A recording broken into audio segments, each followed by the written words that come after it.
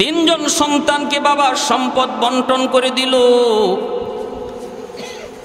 একজন সন্তান ছিল বড় খারাপ, এর অভ্যাস ছিল খারাপ, চরিত্র ছিল খারাপ, বাজে কাজে মন্দ কাজে সময় ব্যয় করে, জুয়া খেলে, মদ খায়, গাঞ্জা খায়।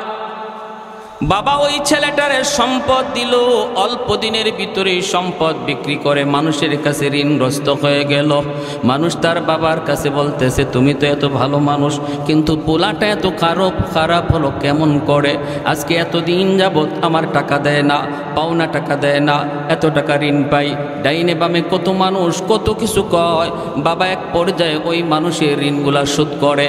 তারপরে ছেলেটারে ডাক দিয়ে বলতেছে, বাবা আয়, তোর কারণে আমার ইজ্জত যায়, সম্মান যায়, মানুষ আমাকে মন্দ বলে।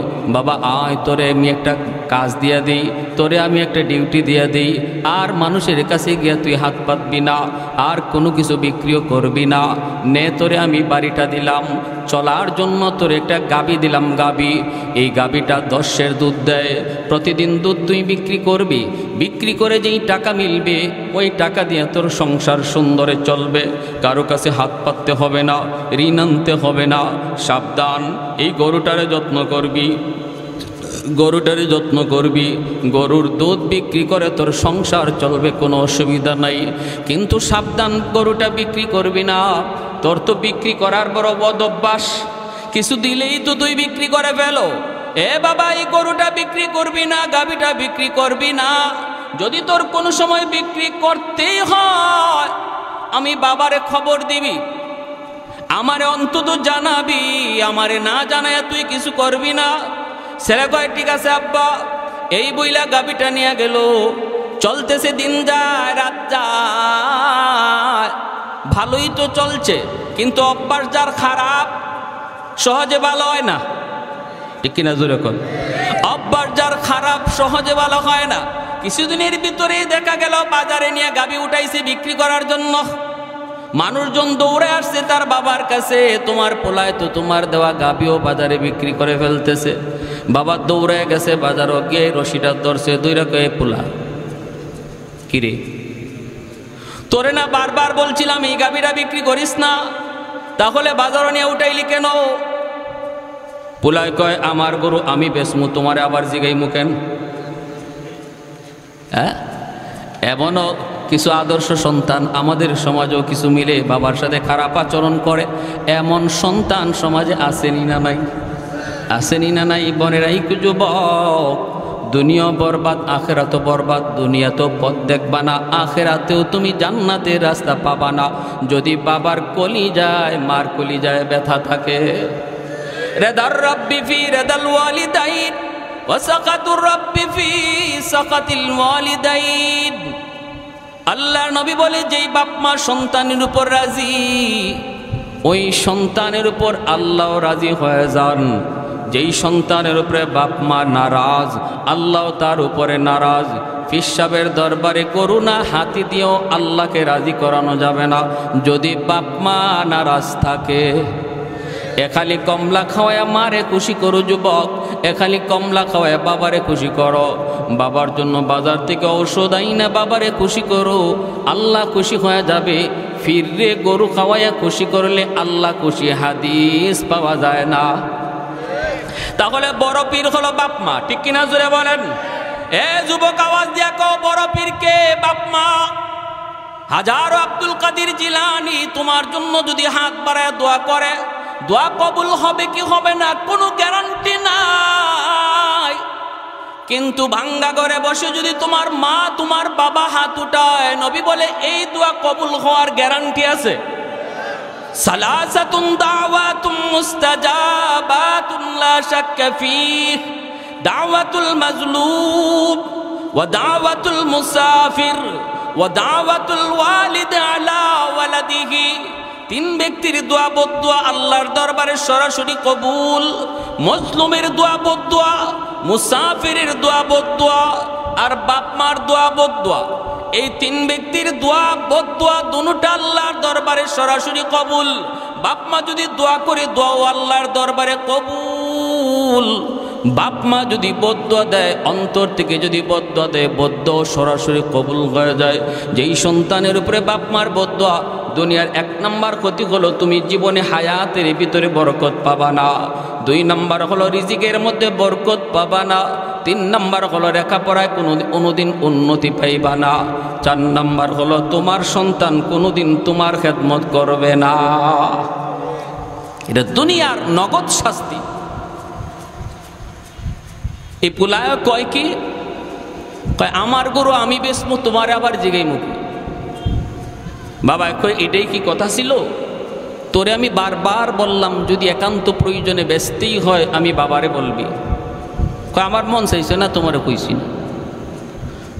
বাবা কয় তাহলে তোর গরু বেচাই লাগবে। কয় আমি বেচমুই। বাপে কয় তাহলে আমার কাছে বেচ। বাপে কি কয়, কয় আমার কাছেই বেচ। পুলায় কয় তুমি কিনবা? বলে হ আমি কিনমু। কত টাকা? হে নিয়ত ছিল বেচব 10,000, বাপের কাছেও চায় 15,000।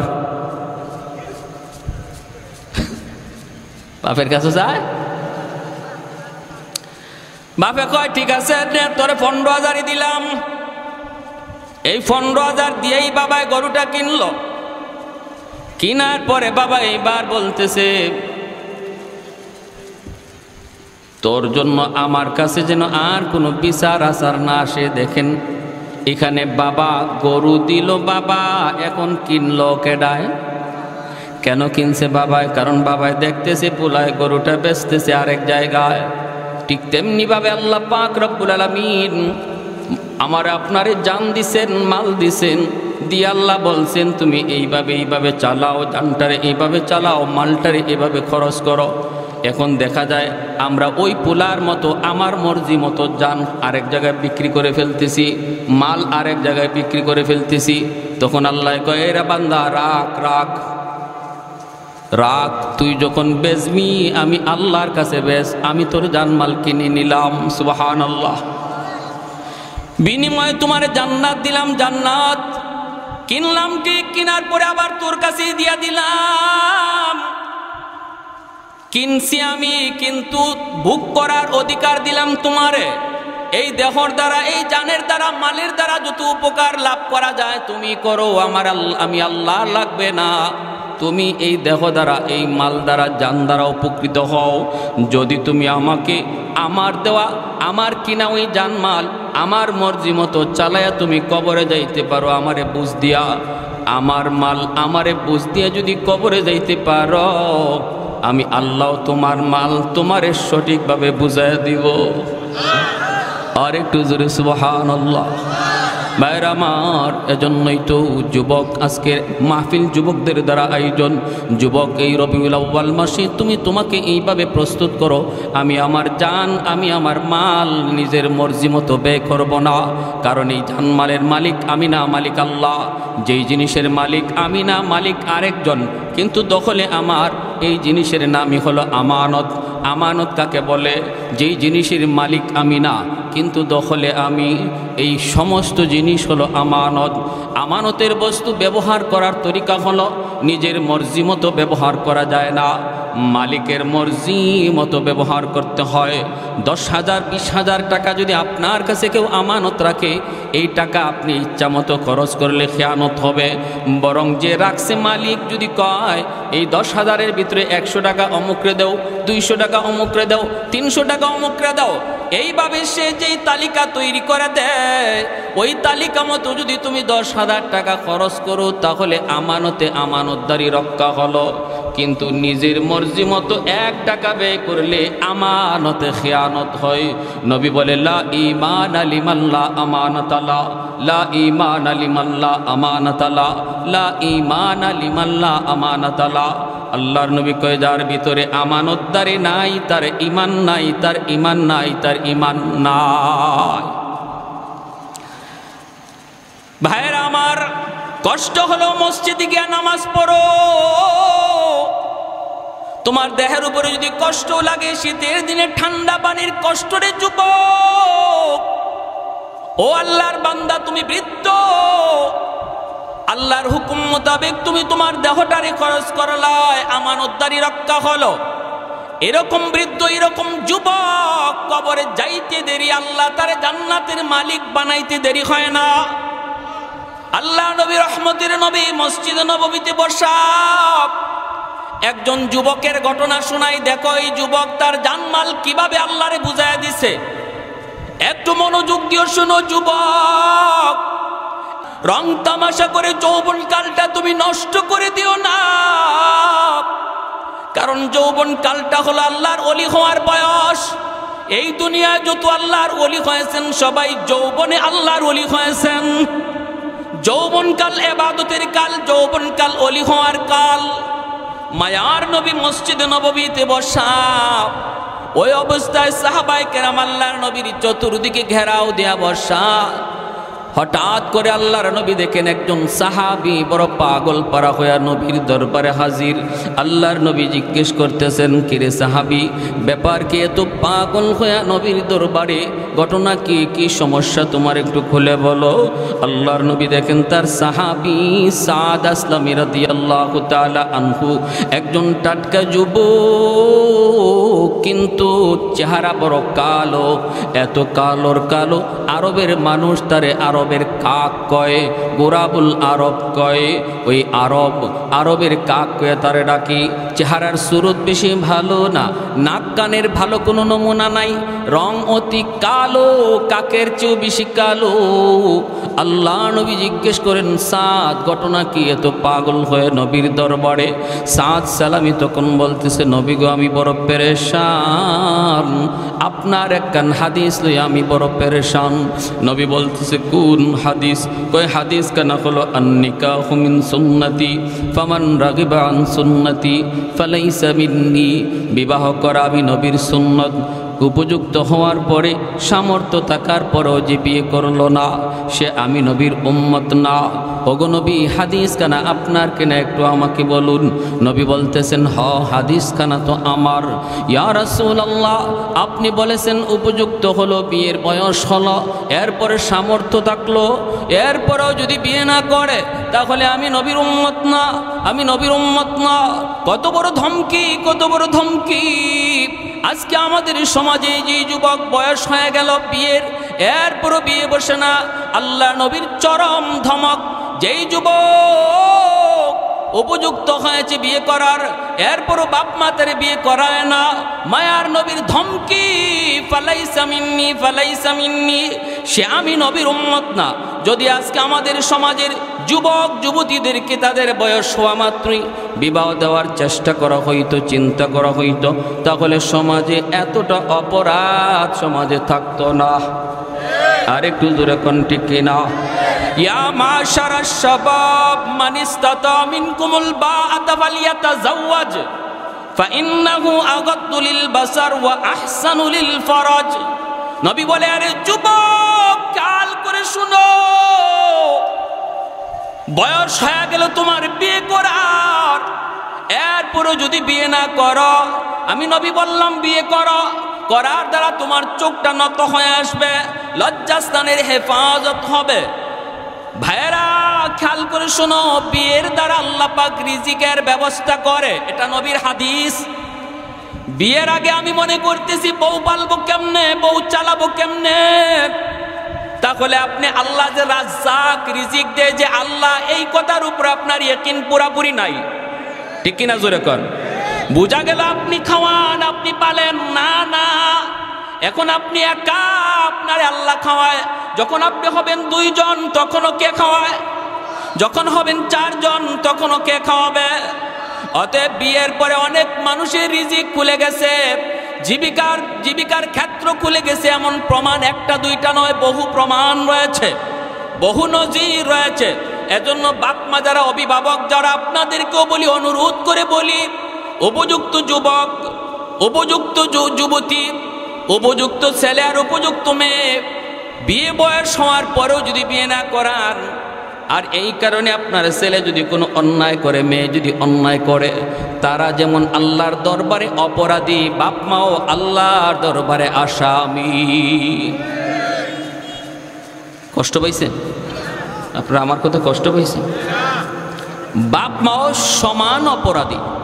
যারা বলতেছেন পোলাটা একটা ব্যবসা ট্যাবসা ধরুক, বিয়ে পাশ করুক মেয়েটায়, হুজুর MA পাশ করে নিক, একটা চাকরি লয়ে এলোক, তারপরে বিয়েটা করাই, বউ ফালবো কেমনে, এই নিয়ত করে যারা ছেলে মেয়ে উপযুক্ত হওয়ার পরও বিয়ে করাইতেছেন না, বিয়ে দিচ্ছেন না, আল্লাহর দরবারে আসামি হওয়ার অপেক্ষায় থাকেন।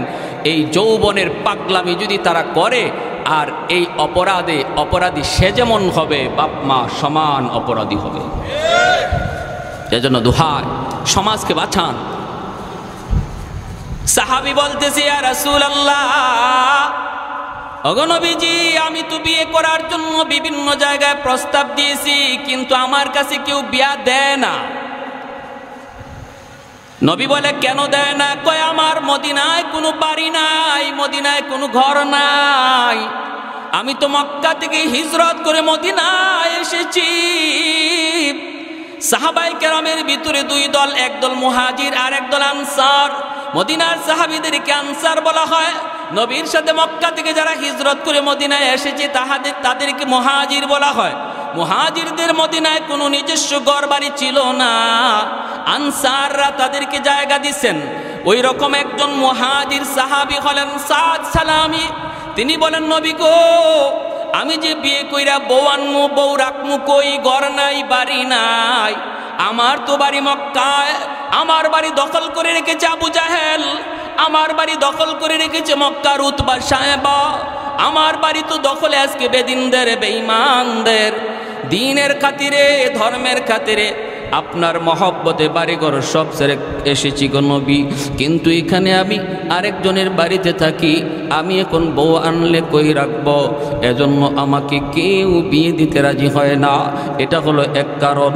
দ্বিতীয় কারণ হলো, নবী গো, আপনি আমার চেহারাটা একবার দেখুন, চেহারাটা এত কালোর কালো, আমার গায়ের রং এত কালো, এত কালো, চেহারার কোনো নমুনা ঢকঢাকও ভালো না, এজন্য আমারে কেউ বিয়ে দেয় না। এখন আমি কি করব গো নবী? আপনি তো বলেছেন বিয়ে যদি কেউ না করে সে আমার উম্মত না, আমার তো শারীরিক চাহিদা রয়েছে বিয়ে করার, আমি এখন বিয়ে না করলেনি চলে, কেউ বিয়া দেয় না, তে আমি কি করমু? আমি এখন করমু কি? আপনি আমার একটা বুঝ দেন। বিয়া যদি করতেই হয় কোন জায়গায় বিয়ার প্রস্তাব দিমু, আর যদি বিয়া না করলে চলে, আপনি আমারে অনুমতি দেন। আল্লাহর নবী কয়, সাদ রে, কেউ বুঝি তোমার কাছে বিয়ে দেয় না? কয়, না গো নবী, কেউ বিয়ে দেয় না।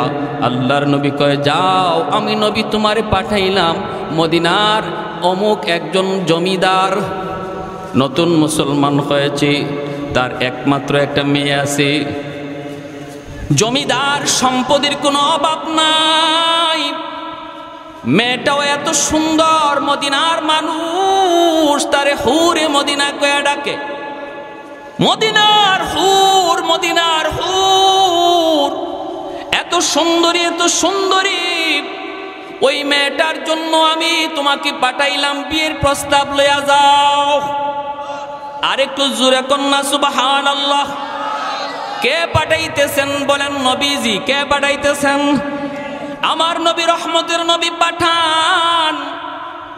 সাদ সালামি সাথে সাথে দৌড় শুরু করে দিলেন, একটু চিন্তা করলেন না, কই যাইতেছি বিয়ার প্রস্তাব লইয়া, হায় হায় কই যাইতেছি, জমিদারের মেয়ে, গরিবের মাইয়া, আমার কাছে বিয়া দেয় না, আর নবী আমারে পাঠাইতেছে জমিদার বাড়িত।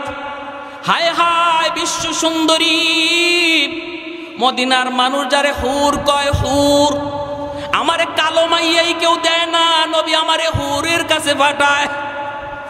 বুঝছি আমার কপালে মনে হয় বিয়া নাই, মাইর আছে। আমরা হইলে কত চিন্তা করতাম, ঠিক কিনা? আমরা হইলে মনে মনে ভাবতাম, বুঝছি নবী আমাকে নিজের দরবার থেকে কেমনে তাড়ায়া দেব, এইভাবে না তাড়ায়া যাও মিয়া, কেউ বিয়া দেয় না, তে আমি কি করমু? এই কথা নবী না বইলা কোনো একটা শুরুতে হয়তো আমাকে দরবার থেকে ভাগাইছেন, এমনটা আমরা হলে ভাবতাম। কিন্তু তারা তো নবীর সাহাবী, তারা তো আমার নবীর কথার উপরে কি পরিমাণ ইয়াকিন, আমার নবীর কথার উপরে কি পরিমাণ বিশ্বাস, কি পরিমাণ ইয়াকিন। জীবন যাবে তবুও নবীর কথা ফালাইতে পারেন না সাহাবীরা, ঠিক কিনা? জান যাবে তবু আমার নবীর কথা ফালানো যাবে না। সাদ সালামি দৌড় শুরু করে দিলেন বিয়ার প্রস্তাব লইয়া। মাঝখানে সাহাবীরা পাইছে কি রে সাদ এত পাগল হয়ে কই যাও? সাদ সালামি বলতেছে আমি বিয়ার প্রস্তাব লইয়া যাই। সাহাবীরা কয় কার বাড়িতে যাও? কয় অমুকের বাড়িতে। সাহাবীরা কয় কসকি বেটা কার লাগি বিয়ার প্রস্তাব? কয় আমার লাগি। কি কয় কার জন্য? কয় আমার জন্যই। কয় নিজের চেহারাটা একটু আয়নায় দেখছো নি? নিজের চেহারাটা একটু আয়নার সামনে দেখছো নি? সাদ সালামি কয় দেখছি তো। কয় তাহলে কোন সাহসে তুমি হুরে মদিনারে বিয়ে করতে যাও? একটু কি ভয় লাগে না? গেলে পরে তুমি বিয়ার প্রস্তাব দিয়া বাড়ি থেকে ফিরতে পারবাইনি নাকি ওখানে বাইন্দা তৈব? এটাও তো একটু তোমার হিসাব করা দরকার। সাদ সালামি কয় আমি তো বিয়ার প্রস্তাব দেই নাই, প্রস্তাব দেওয়াইছেন দ্বীনের নবী, মায়ার নবী। আর একটু জোরে সুবহানাল্লাহ। হুরে মদিনার বাড়িতে গিয়া বিয়ার প্রস্তাব দিয়া উনি আইবার ফারছে না ফারছে না এটা শুনবার ইচ্ছা আসেনি আপনাদের? কার কার আছে একটু হাত উঠে আল্লাহরা দেখান একটু জোরে। নারে তাকবীর, নারে তাকবীর, দ্বীন ইসলাম। মাশাআল্লাহ। প্যারে হাজরিন হাত নামান। এইবার দেখা যায় সাহাবীরা কয় কও কি তুমি? আল্লাহ নবী তোমারে পাঠাইছেন, তাহলে দ্রুত যাও, কপাল তোমার খুলছে। দৌড়ায় যায় হুরে মদিনার বাড়িতে হাজির। বাবা নতুন মুসলমান হইছে, বাড়ির সামনে দামি একটা ইজি চেয়ারের মধ্যে বাবা বসা, জমিদার জমিদারের মতো স্টাইল। সাদ সালামি নেহায়েত গরিব একজন সাহাবী, চেহারার মধ্যে গরিব যে বোঝা যায়, আবার কালো তো কালো, চেহারার কোনো ঢক নাই ডাক নাই। যাইয়াই তিনি সালাম দিলেন, আসসালামু আলাইকুম ওয়া রাহমাতুল্লাহ।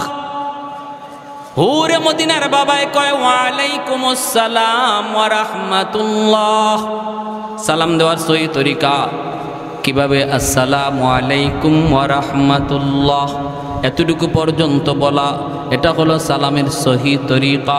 কেউ যদি খালি কয় আসসালামু আলাইকুম, হবে সালাম, তবে অর্ধেক হইবে, অর্ধেক হবে না। অর্ধেক দোয়া হইছে, অর্ধেক দোয়া হয় নাই। আবার আমাদের দেশে কিছু রাজনৈতিক সালাম আছে, আসসালামু আলাইকুম। হে যে কি কইছে হেও বুঝছে না, যারে কইছে হেও বুঝছে না। আর যদি আসসালামু আলাইকুম না কইয়া কয় আসসালামু আলাইকুম, তো সাম শব্দের অর্থ হইছে মরণ। আসসালামু আলাইকুম অর্থ হইল তোমার উপরে শান্তি নাজিল হোক, আর আসসালামু আলাইকুম অর্থ হইল তুমি তাড়াতাড়ি মরো। শান্তির দোয়া না কইরা মরার দোয়া। এজন্য সাবধান, এই রাজনৈতিক সালাম দিয়ে না, আল্লাহর দোয়া। সালাম যিনি দিবেন পুরাটা দেন, আসসালামু আলাইকুম ওয়া রাহমাতুল্লাহ। আর যাকে সালাম দেওয়া হয় তারে শুনায়া দেওয়া ওয়াজিব, তারে শুনায়া দিবেন। আর যিনি জবাব দিবে ইনি জবাবটা তারে শুনায়া দিবে। সালাম দেওয়া সুন্নত, জবাব দেওয়া ওয়াজিব। জবাব দেওয়া, আবার আমাদের সমাজে কিছু ভদ্র মানুষ আছে সালাম দিলে জবাব দেয় না, এটা আরেক স্টাইল। এটা হইল তাই একজন সমাজের একজন নেতা হইছেন, এটার আলামত, ঠিক না? এইরকম জবাব না। আবার কেউ আছে জবাব দেয় এটা কোন যেতে জবাব? ওয়ালাইকুম আসসালাম ওয়া রাহমাতুল্লাহ উনি কইব না, কয় কয় এই কইলে পরে ওয়াজিব আদায় হইব। যিনি সালাম দিছে ইনি তো সব পায়ে গেছে, আর যিনি কইছেন কবরে গেলে কমাইব, ওয়াজিব তোর কইছে। কবিরা গুনাহ, কবিরা গুনাহ, সাবধান। ই করেন না, জবাব দিবেন ওয়ালাইকুম আসসালাম ওয়া রাহমাতুল্লাহ, তারে শোনায় দিতে হবে। ইমাম আবু দাউদ রহমতুল্লাহ গেলে সালাম দিছে এক লোকে, ইনি আসিলেন আরেকটা কাজে, উনি নৌকা ভাড়া কইরে তার পাশে গিয়ে সালামের জবাব শোনায় দিছে, বুঝাইয়া দিছে, বুঝেন। আর আমরা কইয়া জবাব দিয়ে সাইরে যাই। হাই হাই, আসসালামু আলাইকুম ওয়া রাহমাতুল্লাহ। পুরে মদিনার বাবাই কয় ওয়া আলাইকুম আসসালাম ওয়া রাহমাতুল্লাহ। কে তুমি? কয় আমি নবীর সাহাবী। কি নাম তোমার? সাদ সালামি। কেন আইছো? কয় আপনার মেয়ের বিয়ার প্রস্তাব লইয়া। হুরে মদিনার বাপে কয় কাল লাগি? কয় আমার লাগি। যেমন প্রশ্ন এরম উত্তর, জটকার, কোনো গুজামিল নাই, এটা নাই। কয় তো কি সে এই কি তুমি এটা নতুন মুসলমান হয়েছে তো ইসলামের সব বিধিবিধান তার পুরাপুরি জানা নাই, এজন্য চেয়ার থেকে লাফ মারে খারাই গেছে, মাথা গরম হয়ে গেছে, পায়ের রক্ত মাথায় উঠে গেছে।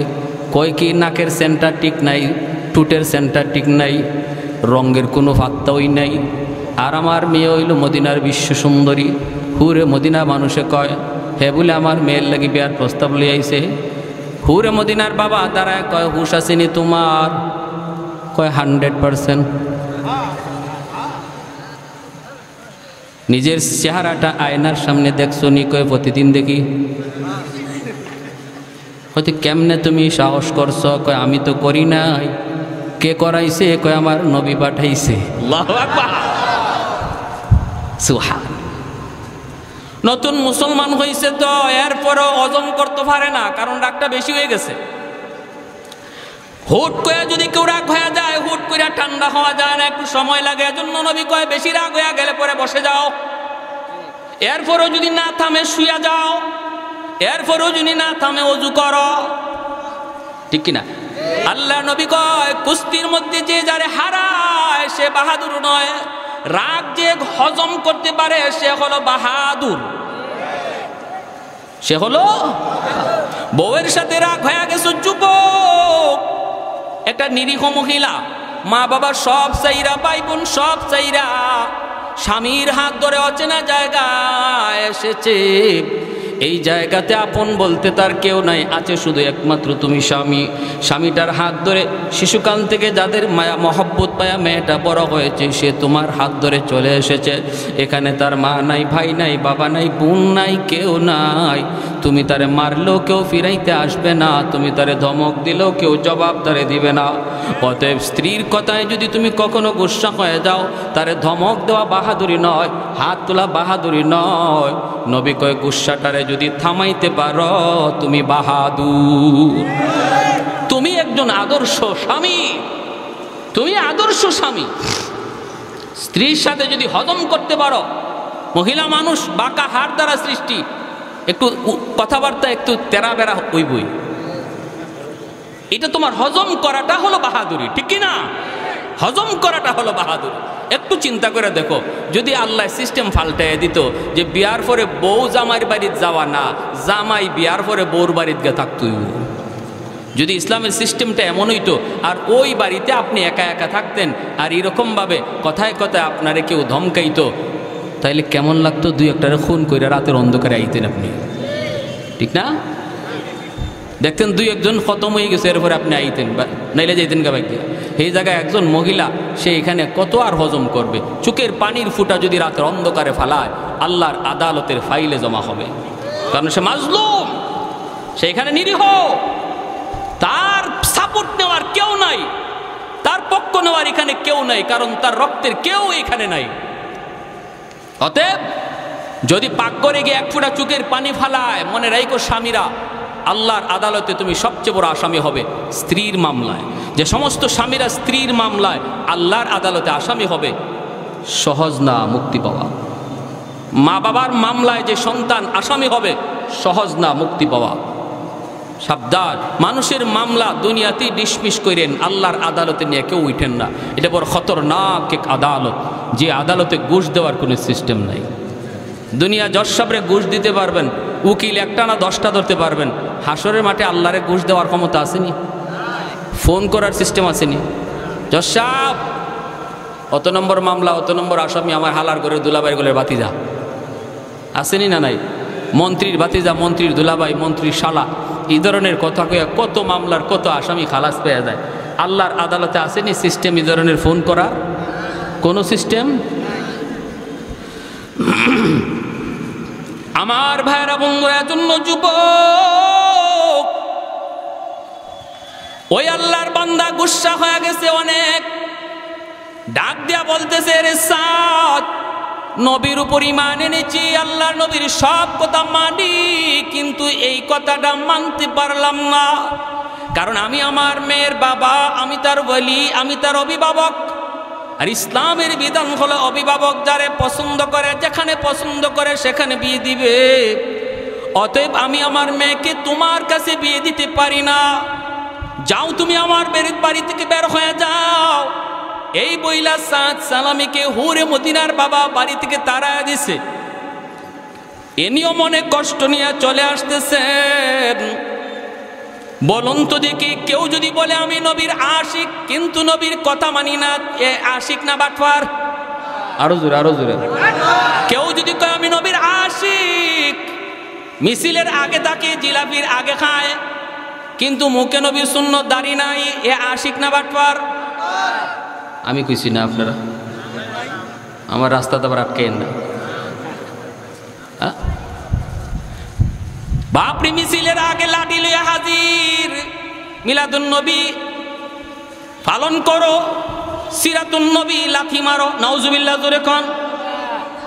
সিরাতুন নবী আমার নবীর জীবনের 40 বছরের পরের অংশটাকে সিরাতুন নবী বলে, আর 40-এর আগের অংশটাকে মিলাদুন নবী বলে। নবীর জীবনে ওহী নাজিল হইছে 40 বছর বয়সে, ঠিক কিনা? ওহী নাজিল হইছে, কোরআন নাজিল হইছে 40-এর পরে। তাহলে আপনি কোরআন যদি পাইতে হয় নবীর 40 বছরের পরের জীবন নিয়ে আলোচনা করলে কোরআন পাবেন, নামাজ পাবেন, হজ পাবেন, যাকাত পাবেন, হালাল পাবেন, হারাম পাবেন, পর্দা পাবেন, যাবতীয় বিধি বিধানগুলি আপনি সিরাতুন নবীর ভিতরে পাবেন। অতএব সিরাতুন নবী আলোচনা করার বিষয়, সিরাতুন নবী পালন করার বিষয়, সিরাতুন নবী আলোচনা করা পালন করা ফরজ। আর মিলাদুন নবী, নবীর জন্ম থেকে নিয়ে 40 পর্যন্ত কোরআন পাওয়া যায় না, কারণ 40-এর আগে নবীর কাছে কোরআন নাজিল হয় নাই। এই জীবনের পাট্টার নাম হলো মিলাদুন নবী। আলোচনা করা সওয়াবের কাজ, আলোচনা করা নফল বন্দেগীর সওয়াব, কিন্তু সিরাতুন নবীর আলোচনা করা ফরজ, মিলাদুন নবীর আলোচনা করা নফল। এখন যদি কেউ কয় আমি নফল মানি ফরজ মানি না, হে যেন লঙ্গি খুললা ফাগরি বলল, ঠিক কিনা? কই হুজুরে এত সোয়াব কইছে ফাগরি পরার, তাহলে কপালে যা আছে লঙ্গি খুললা ফাগরি পরিলিমু।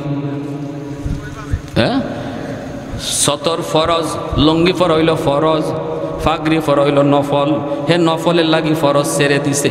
যারা মিলাদুন নবী মানে, সিরাতুন নবী মানে না, এরাও নফল লইয়া ফরজ ছেড়ে দিছে, ঠিক কিনা? ঠিক কিনা ভাইরা আমার? জন্য বলতেছি যুবক, একটু মনোযোগ দিয়ে শোনো। আবেগের নাম ইসলাম নয়, আবেগের সাথে হুঁশ থাকা লাগবে, শরীয়তের বিধিবিধান থাকা লাগবে, ঠিক কিনা? আমার নবী, রহমতের নবী, মায়ার নবীর আগমন কুল কায়নাতের জন্য আনন্দের বিষয়, এটা ভালো কথা। আমরা নবীর আগমনে খুশি, কিন্তু একই তারিখে যে আবার নবী ইন্তেকালও করছেন। 12 তারিখে নবী আইছেন, এই 12ই রবিউল আউয়াল নবী বিদায় নিছেন। তাহলে এখন কি করবা? দিনের অর্ধেক দিন আনন্দ করবা, অর্ধেক দিন তো কান্না করার কথা। হ্যাঁ, আপনার একই দিনে যদি ছেলে হয়, একই দিনে বাবা মারা যায়, ছেলে হইছে আবার বাবাও মারা গেছে, এখন ছেলে হওয়ার আনন্দ, এটা কি ঠিক থাকবে? ঠিক থাকবে না। বাবা মারা গেছে, মনটা খারাপ হয়ে যাবে, আনন্দ নষ্ট হয়ে যাবে, ঠিক কিনা? আমার নবী এই দিন আসছেন, কিন্তু নবী যে এই দিনও বিদায় নিছেন, এই দুঃখ তোমরা কোথায় রাখলা? এই কষ্ট রাখছো কই? হ্যাঁ, জিলাপির পাগল। হাই হাই হাই মুসলমান। এখন হুরে মদিনা ঘর থেকে বের হইছে, বের হয়ে বলতেছে, আব্বা কে আসছিল? বাবা কয় আসছিল নবীর একজন সাহাবী। কয় আব্বা কি নাম? কয় সাদ সালামি। হুরে মদিনা কয় বাবা আমি সাদ সালামিকে চিনি। সুবহানাল্লাহ, দেখেন কেমন মহিলা। কয় আব্বু আমি সাদ সালামিকে চিনি। আল্লাহ নবী কয় কেমন চিনো? কয় আব্বু আমি ভালো করে চিনি, ইনার মদিনায় কোনো ঘর নাই, বাড়ি নাই, ইনি একজন মুহাজির সাহাবী, আমার নবীর সাথে হিজরত করে মদিনা আসছে। ও বাবা আমি তারে চিনি, অনেক কালো, অনেক কালো, তার মতো কালো আরবে কেউ নাই, এত কালো। এজন্য আরবের মানুষ গুরাবুল আরব কয়, আরবের কাক। এমনি বাবা কয় মারে তাহলে তুই আমার মনের ব্যথাটা বুঝবি। মা তুই কত দেখি এমন একটা মানুষ আইছে তোমার জন্য বিয়ের প্রস্তাব নিয়া, মা আমি কেমনে সেটা সই, আমার রক্ত মাথায় উইটা গেছে। আমার মেয়ে হলো মদিনার সবচেয়ে সুন্দরী, আমার মেয়ে হলো হৌরে মদিনা যার উপাধি, আমি হলাম মদিনার একজন জমিদার, আর আসছে একজন মানুষ যার মদিনায় ঘর নাই বাড়ি নেই, আবার চেহারা সুরতের কোনো ডক নাই ডাক নাই। মা একটু বল তো আমি কেমন করে তার প্রস্তাবটা মেনে নিই। আমি তো ধমক দিয়ে বের করে দিছি। এমনি মেয়েটায় কয় আব্বু কী করছো তুমি? কয় ধমক দিয়ে বের করছি, ওই যে দেখ যায়। এমনি হুরে মদিনায় কয় আব্বু একটা কথা তোমারে জিজ্ঞেস করি গো আব্বু, তুমি কি সাদ সালামিরে জিজ্ঞেস করেছ এই সাদ কার দরবার থেকে এসেছি? বাবা কো তুমি কি তারে জিজ্ঞেস করেছো সাদ কার কাছ থেকে এসেছে? একটু জিজ্ঞাইছো নি? বাবা কই মারে আমি জিজ্ঞাইছি, নবীর দরবার থেকে এসেছে। ও বাবা তুমি কি তারে জিজ্ঞাইছো বিয়ের প্রস্তাবটা কে দিছে, সে নিজে না নবী দেওয়াইছেন? বাবা কন এটাও জিজ্ঞাইছি, সে নিজে দেয় নাই, নবী দেওয়াইছেন, নবী প্রস্তাব দেওয়াইছেন। এমনি হুরে মদিনা কান্না শুরু করে দিছে, চোখের পানিটা মুছে আর কয় বাবা গো তুমি সর্বনাশ করে ফেলেছো, বাবা তুমি ডাকাতি করে ফেলেছো গো বাবা। আমার নবী যদি সাদ সালামিকে পছন্দ করে থাকেন, আমার নবী যদি এই বাড়ির জামাই হওয়ার জন্য সাদকে পছন্দ করে থাকেন, তাহলে নতুন করে তুমি সাদের পরিচয় আমার কাছ থেকে নাও। ও বাবা আমি সাদকে চিনি, এই আরবের মধ্যে সাদের যে সুন্দর আরেকজন যুবক আরবের ভিতরে না। এমনি বাবা কই মা তুমি কও কি? একটু আগে তুমি কইলা তার কালো তো কালো, জমের কালো, চেহারা সুরত একদম ভালো না। এখন তুমি বলতেছো বিশ্ব সুন্দর। মা তোমার এই বক্তব্য পাল্টাইলা কেন? মেয়ে তখন বলতেছে বাবা গো তুমি এখনো বুঝো নাই, আমার রহমতের নবী সরওয়ারে দু জাহান যেই চোখ দিয়া এই বাড়ির জামাই পছন্দ করেছেন, এই চোখের চেয়ে সুন্দর চোখ দুনিয়াতে আল্লাহ কাউরে দেয় নাই। আমার নবীর আল্লাহ যে চোখ দিছে, এত দামি চোখ দুনিয়ার কাউরে আল্লাহ দেয় নাই, দেয় নাই, দেয় নাই। অতএব বাবার নবীর চোখ দিয়া যেই জামাই পছন্দ, যেই পাত্র পছন্দ, এর চেয়ে উপরে পছন্দ করার মতো কোনো মহামানব আল্লাহ জমিনে কাউরে বানাই নাই।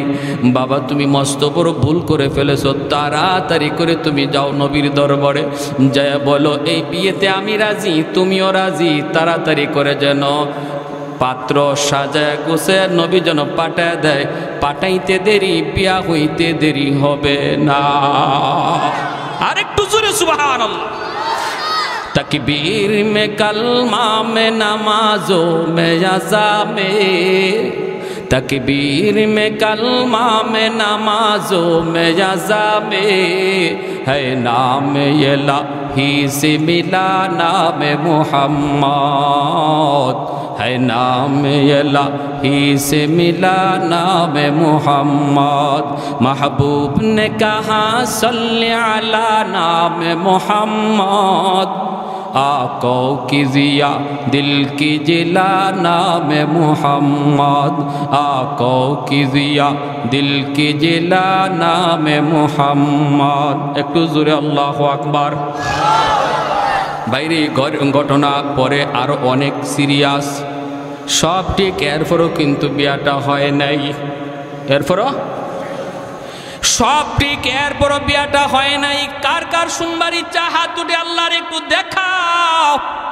আল্লাহ তুমি প্রতিটা হাতকে কবুল করো, জোরে বলি আমিন। আর একটু জোরে বলি আমিন।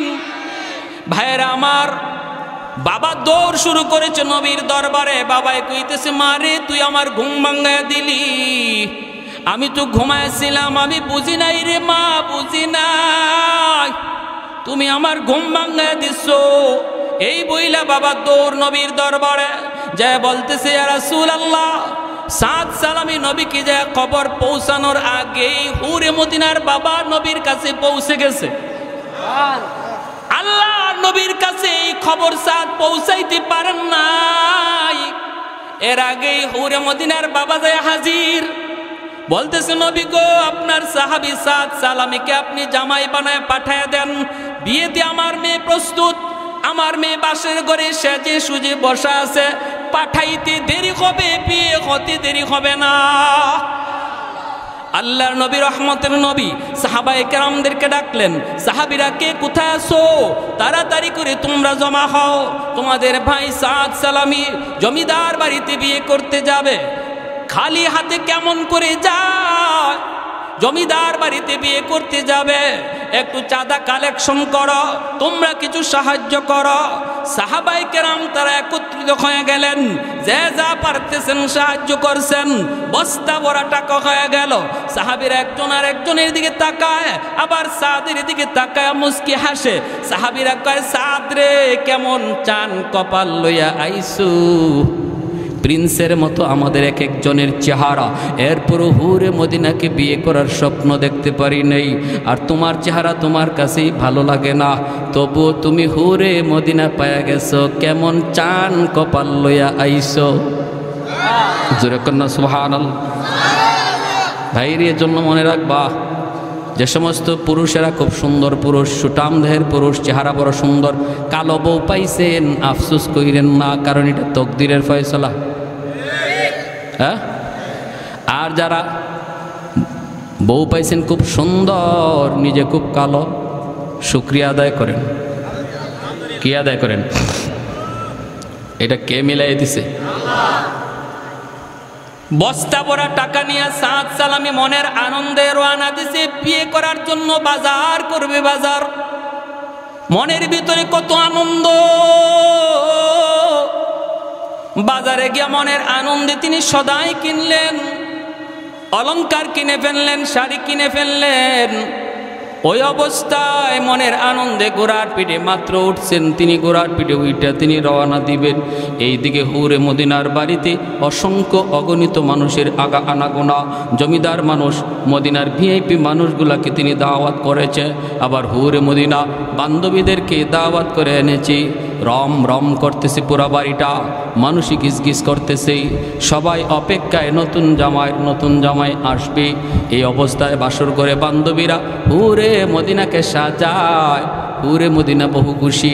বান্ধবীরা কয়, কি রে হুর, কি খবর, এত আনন্দ? কয়, আমার স্বামীকে পছন্দ করছে জাননি, পছন্দ করছেন সরওয়ারে দু জাহান রাহমাতুল লিল আলামিন, এজন্য আমি মহা খুশি। এইদিকে আমার ভাইরা, ওই সাদ সালামি তিনি ঘোড়ার পিঠে উঠবেন, হঠাৎ করে তিনি আওয়াজ শুনতে পাইলেন বাজারের এক মাথা থেকে আরেক মাথায় একজন মানুষ লাল কাপড় নিয়ে দৌড়ায়, আর একটা আওয়াজ দেয়, আসুনি কোনো মুসলমান, অমুক জায়গায় জিহাদ, অমুক জায়গায় যুদ্ধ চলছে বেঈমানদের সাথে সাহাবায়ে কেরামের। ওই যুদ্ধে মুসলমান পরাজিত হওয়ার পথে মুসলমানের রক্ত ঝরছে, আসুনি কেউ মুসলমানের সাহায্যে তুমি যুদ্ধে যাবা, আসুনি কেউ নবীর আশিক তুমি যুদ্ধে যাবা, মুসলমান পরাজিত হওয়ার পথে। আওয়াজটা যেই মাত্র সাদ সালামির কানে আসলো, সাথে সাথে ঘোড়ার লাগাম ধরে তিনি ঘোড়া আটকায় দিলেন। এইবার নিজের মনকে জিজ্ঞেস করেন, রে সাদের মন, একটু বল তুই কোন দিকে যাবি? একদিকে বাসর ঘর, মদিনার সবচেয়ে সুন্দরী তোর অপেক্ষায় বসা, তোর জন্য হাজারো মানুষ অপেক্ষায়, অন্যদিকে তোর মুসলমান ভাইয়ের রক্ত ঝরছে জিহাদের ময়দানে। এ সাদ, একটু বল,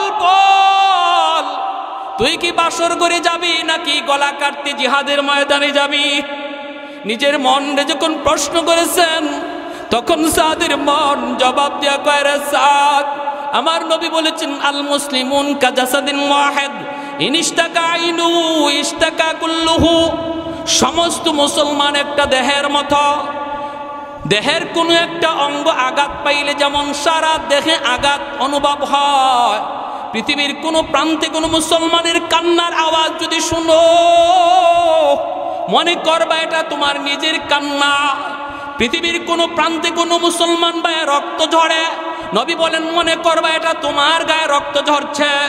তুমি যদি পৃথিবীর কোনো প্রান্তের কোনো শিশু বাচ্চার কান্নার আওয়াজ শোনো, মনে করবা তোমার সন্তানটা কাঁদতেছে। যদি এইভাবে নিজেরে প্রস্তুত করতে পারো তবে তুমি মুসলমান। সাদের মন বলতেছে, রে সাদ, বাসর ঘর বড় নয়, আমার নবীর হাদিসটা হলো বড়। সাদ রে, আমার মন বলে না, বাসর করে যাওয়া যায় না, জিহাদের ময়দানে যেতে হয়। সাথে সাথে তিনি ঘোড়াটা দৌড়াইয়া বাজারে আইসা পৌঁছলেন। সদাইগুলি আবার মালিককে বুঝাইয়া দিচ্ছেন, টাকাগুলি ফেরত নিতেছেন। দোকানদার কয়, ভাই আপনি কি বিয়া করবেন না? ইনি বলতেছেন, না, টাকাগুলি ফেরত দাও, আমি এই টাকা দিয়ে একটা তেজি ঘোড়া কিনব আর একটা ধারালো তলোয়ার কিনব। যেই টাকা দিয়ে অলংকার কিনেছিলাম অলংকার, এই টাকা দিয়ে তেজি ঘোড়া কিনবো আর তলোয়ার কিনবো। ওই টাকা দিয়ে তিনি একটা ঘোড়া কিনলেন, একটা তলোয়ার কিনলেন। কিনে সাদ সালামি ঘোড়া যেখানে যাওয়ার কথা, ওই বাসর ঘরের দিকে, বিয়ে বাড়ির দিকে, সেই বিয়ে বাড়ির দিকে ঘোড়া না ফিরায়া তিনি জিহাদের দিকে ঘোড়া ছুটাইয়া দিলেন। জিহাদের দিকে ঘোড়া নিয়ে দৌড়ান। এইদিকে হাজারো মানুষ তার অপেক্ষায় বিয়ে বাড়িতে। তিনি জিহাদের ময়দানে ঢুকে একটা আওয়াজ দিলেন, রে দুশ্মনের দল, আমি সাদ চলে এসেছি, যার অপেক্ষায় আজকে হুরে মদিনা। অসংখ্য অগণিত বিয়ের আসরে আমার অপেক্ষা। আমি সেই কুরবানি, সেই আসর কুরবানি দিয়া ময়দানে এসেছি। আমার তলোয়ারের নিচ থেকে একটা বেঈমানরেও আমি জীবিত যাইতে দেব না। এই বইলা তিনি তলোয়ার চালানো শুরু করে দিলেন। আমার ভাইয়েরা, তার তলোয়ারের ভিতরে আল্লাহ ওই পরিমাণ শক্তি দিয়েছিলেন, এক একটা তলোয়ারের ঘুরানি দেন, শয়ে শয়ে দুশ্মনের কল্লা আলাদা হয়ে জমিনে পড়ে যায়। এক একটা ঘুরানি দেন, দুশ্মনের শয়ে শয়ে কল্লা জমিনে পড়ে যায়। দুশ্মন দিশেহারা হয়ে গেছে, মুসলমান পরাজিত হওয়ার পথে ছিল। সাহাবায়ে কেরাম আবার তারা ঘুরে দাঁড়াইছেন, ঘটনা কি? আমাদের সাহায্যে কে আসলো রে, কে আসলো? সাহাবায়ে কেরাম তারা ঘুরে দাঁড়াইছেন। আর দুশ্মনগুলি ভাগতে শুরু করলো। যাবার সময় দুশ্মনরা কয়, যার কারণে আজকে আমাদের পরাজয়, এর কি জিন্দা চাইরো না, সব বাদ দিয়ে ওরে আগে হত্যা করো। বৃষ্টির মতো তীর মারতে আরম্ভ করলো। প্রতিটা তীর আমার নবীর সাহাবীর গায়ে লাগলো, প্রতিটা তীর গায়ে লাগলো, চালনির মতো জাজরা হয়ে গেছে। মুসলমানের বিজয়কে নিশ্চিত কইরা সাদ সালামি ওই ময়দানে নবী নবী করতে করতে শহীদ হয়ে গেছে। মুসলমানরা বিজয় দৌড়ে আসলো। কে সেই মহামানব? আসমান থেকে আল্লাহর পক্ষ থেকে বুঝি সাহায্য এসেছে, কিন্তু না, চেহারা দেখে সবাই আল্লাহু আকবার করে চিৎকার দেয়। সাহাবীরা কয়, এ তো আমাদের সাদ সালামি, আজ তো তার বিয়ের আসরে যাওয়ার কথা। আমরা মদিনায় তার জন্য চাঁদা কালেকশন করে দিয়ে আসলাম, আমরা নিজেরা তার জন্য চাঁদা তুললাম।